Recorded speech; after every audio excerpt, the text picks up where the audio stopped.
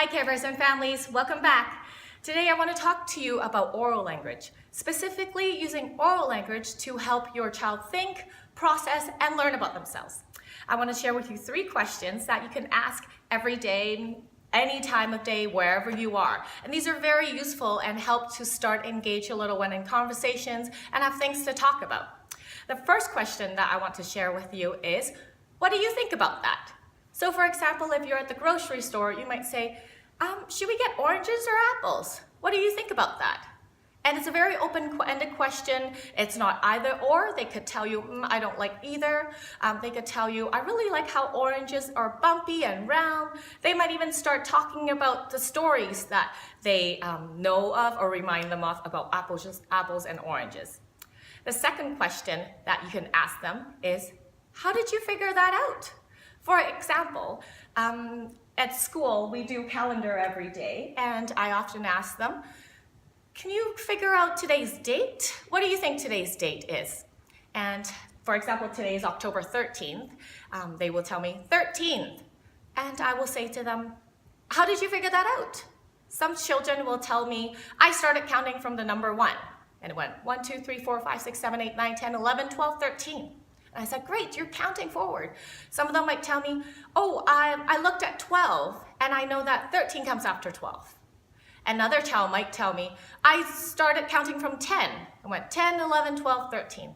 So many different ways to come to the same conclusion, but the important part is we're learning how children process, we're learning how they're thinking, and by verbalizing it, they are realizing that that's how they're processing and that's how they're thinking. The third question that you can use is, how do you feel? Or you can say, how do you feel about that? For example, if they come home from school, you might just have it open-ended and say, hey, how do you feel? They might say happy or sad. It's usually very 2 distinct feelings that they might tell you. Then you can, as they elaborate, you can help them by saying, oh, I see why you're feeling sad. Your friend didn't want to play with you today. That must be disappointing.